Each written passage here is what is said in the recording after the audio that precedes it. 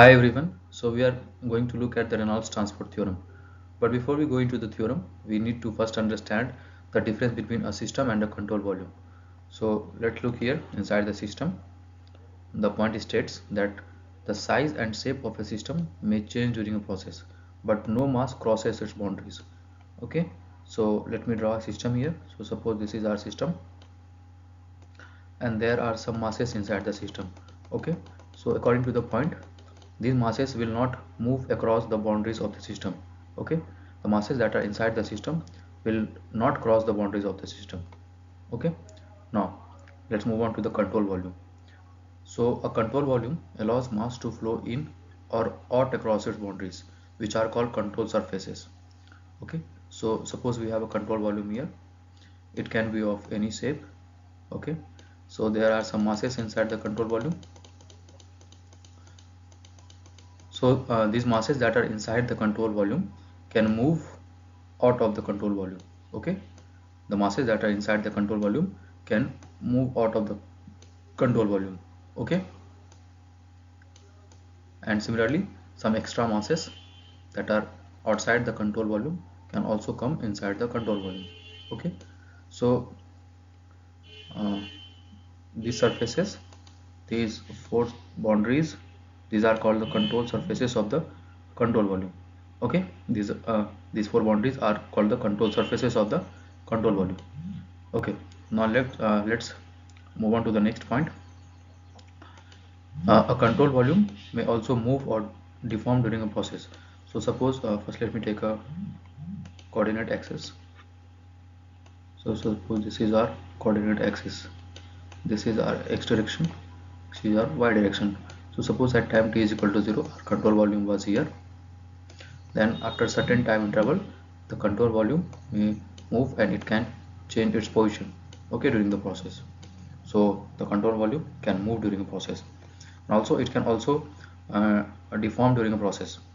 So the shape which the control volume has initially, the shape and size can also change during the process, that is it can deform during a process.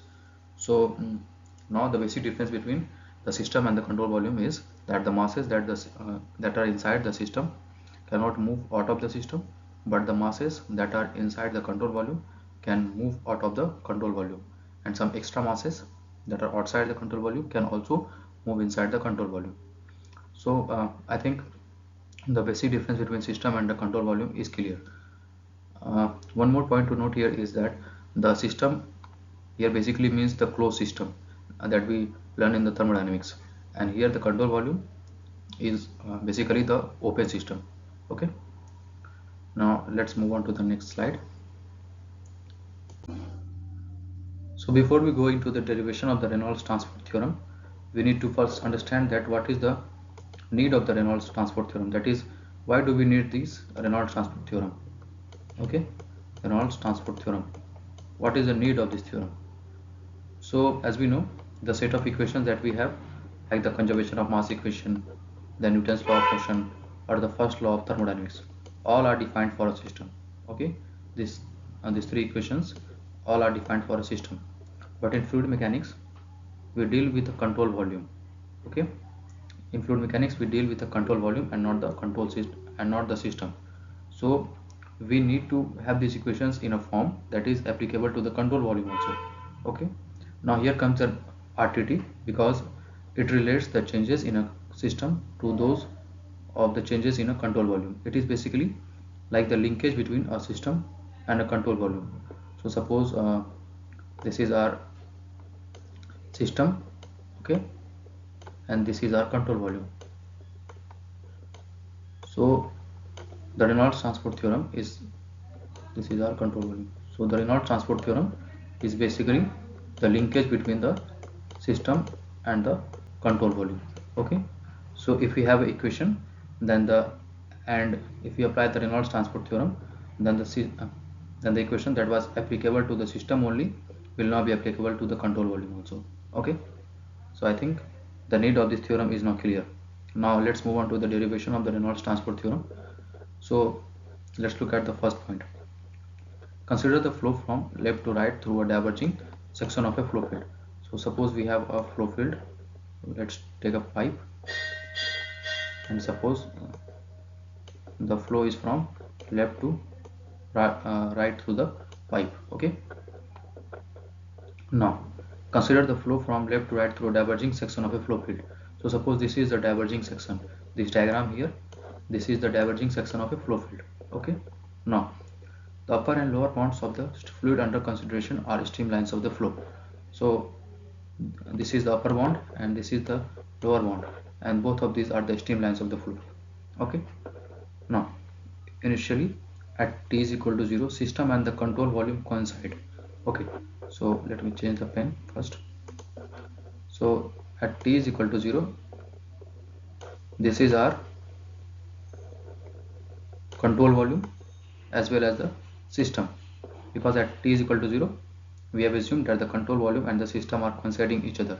So the region represented by point 1, 2, 3 and 4 is the control volume as well as the system also.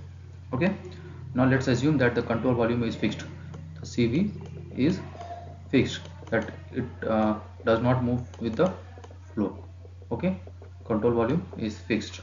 Okay, now as the flow is moving, the system needs to move with the flow. This is because in the previous slide we have seen that the masses that are inside the system will not move out of the system. So if the masses are moving, the system also needs to move along with the mass, so that the masses cannot come out of the boundary of the system. Okay, suppose let me draw the system here. So this is our system. So suppose as the flow is moving, the masses that are inside the system will also move. Okay, but in the system we have seen that the masses that are inside the system cannot cross the boundaries of the system. So for this, the system also needs to move along with the mass. Okay, and due to this, if this happens, then the masses that are inside the system will not cross the boundaries of the system. Okay, so the system needs to move along with the mass. Okay, so till now our control volume is fixed, and our system has moved to a new position. So this is the new position of our system. So this region, the shaded region, is our system at time t plus delta t. Okay, initially both the system and the control volume were coinciding each other, and they were represented by the region 1, 2, 3, 4, but the control volume is fixed and the system needs to move along with the flow. Okay, so at time t plus delta t we have assumed that the system has moved here. So at time t plus delta t, this is our system. Okay, the region represented by the sets. Okay, these are the sets and this represents the system at time t plus delta t. Okay, as you can see, the region 2, only this part of the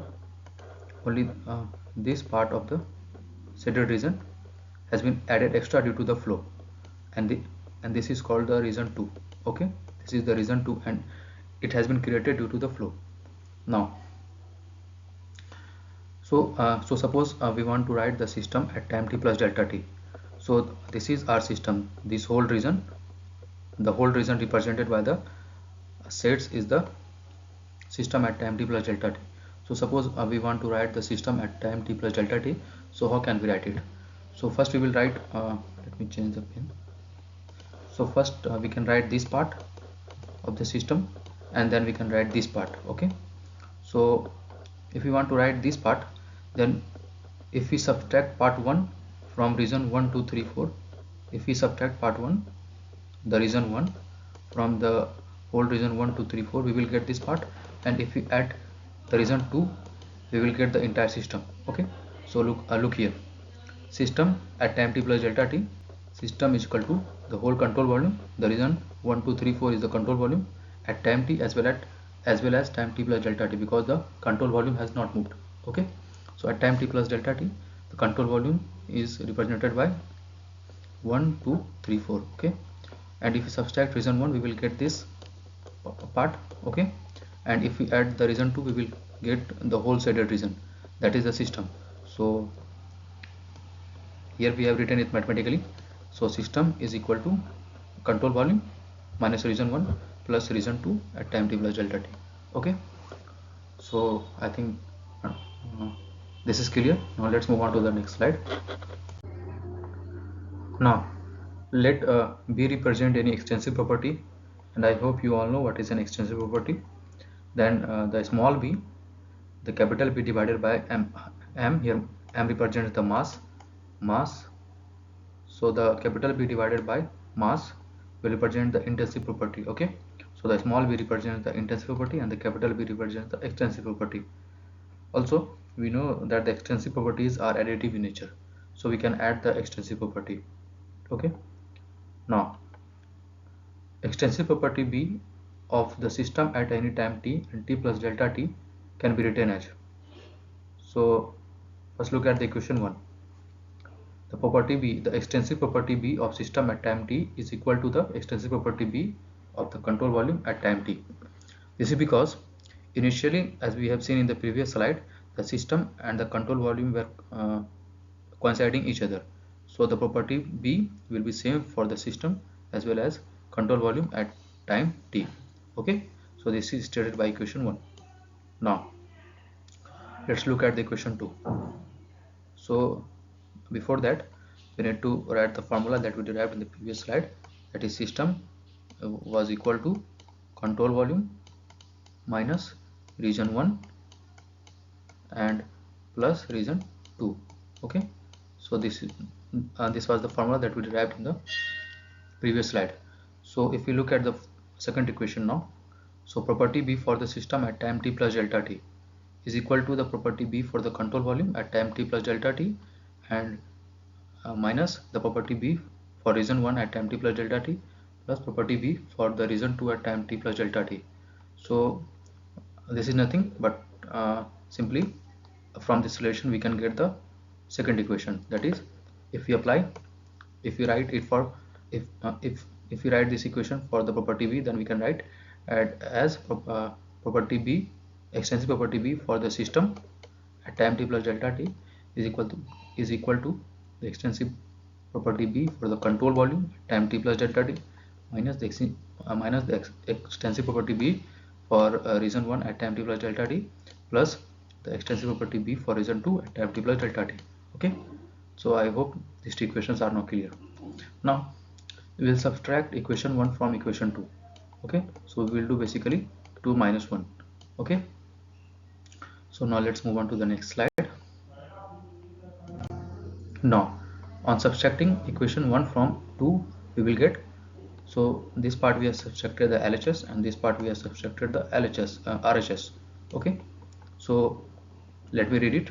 So extensive property B for system at time t plus delta t minus extensive property B for system at time t is equal to extensive property B for control volume at time t plus delta t minus extensive property B for control volume at time t minus extensive property B for region 1 at time t plus delta t plus extensive property B for region 2 at time t plus delta t.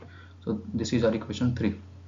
Now we will divide the equation 3 by delta t on both sides. So we will divide by delta t on both sides. So we will get the equation 4. Now look at the equation 4. So it's now clear that we have divided the equation 3 by delta t on both sides, so we'll get equation 4. Okay, now let's stop here and just clear few things, like how do we write this part. B1 B extensive property B for region 1 at time t plus delta t and extensive property B for region 2 at time t plus delta t. Okay, so let's look here at equation 5 and equation 6. So extensive property B for region 1 at time t plus delta t can be written as the intensive property at point 1 into the mass for region 1 at time t plus delta t. So this is basically like we have the intensive property can be written as the extensive property divided by mass. So if we want to write the extensive property, it will be in the intensive property times the mass, okay, of the region. So if we want to write it for the region 1, so we will give the subscript 1. Okay, so The extensive property B for region 1 at time t plus delta t can be written as the intensive property at point 1 multiplied by the mass in region 1. It is the region part, it is not 1, it is the region 1. Okay, so the intensive property B1 B at point 1 multiplied by the mass of region 1 at time t plus delta t. Now we know the mass can be written as density into volume, and volume can be written as area into velocity. This is velocity into the time interval. Okay, so volume is written as area into velocity into the time interval. Okay, so you can get this relation for volume by the unit balance. Okay, so we have just replaced mass by density into velocity into area into the time interval. Okay, so overall we have got the equation 5, and similarly for equation 6 uh, we will write the extensive property B for region 2 at time t plus delta t, the intensive property at point 2 multiplied by the mass for region 2 at time t plus delta t, and we have replaced mass by density into velocity into area into the time interval. Okay, so these are equation 5 and 6.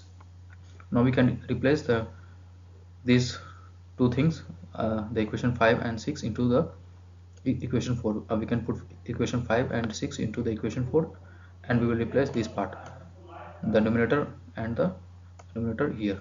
Okay, so now let's move on. So on dividing equation 5 and 6 by delta t, we have equation 7 and 8. So but one thing to note here is that why do we have why we have written in here and ought here in equation 8. So let me first draw the diagram. So this was our diverging section. Okay, and we change the pen.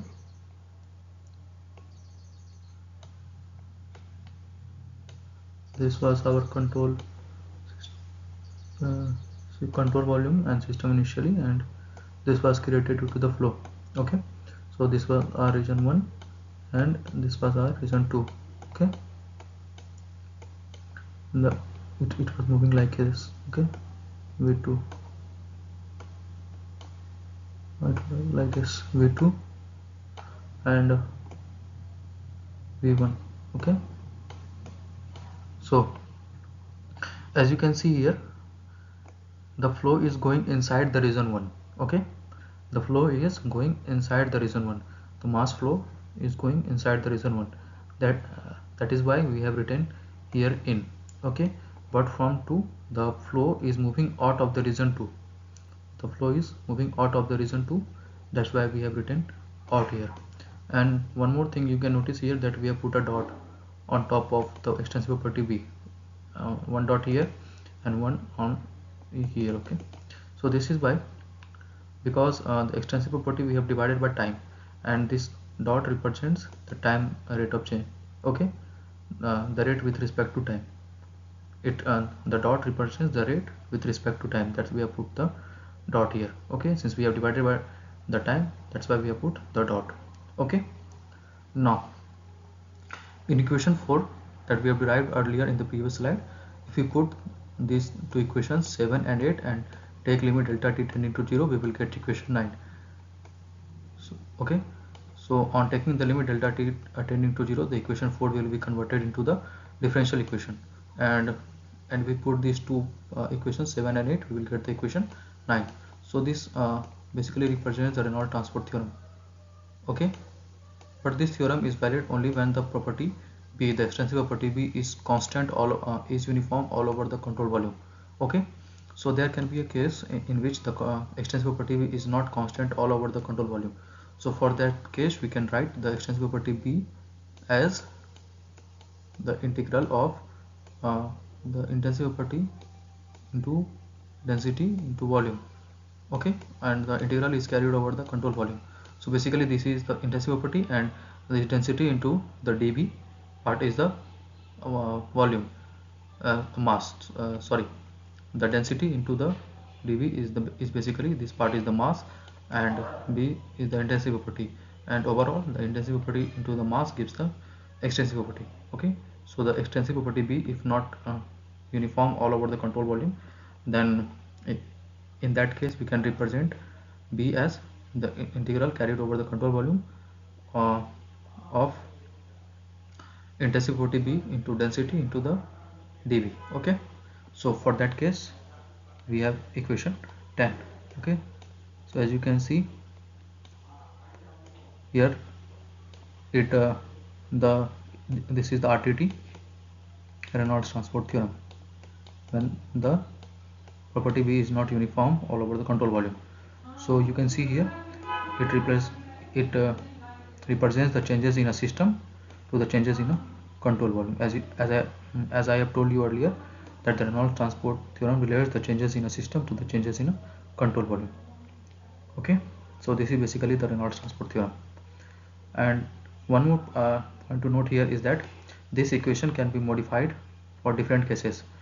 For example, we have assumed that uh, in the present case our control volume was fixed, but it can be modified if the control volume is moving. Okay, so there are some cases for this for which this equation 10 can be modified. Okay, so we will talk about those cases in some another video. Okay, so thank you.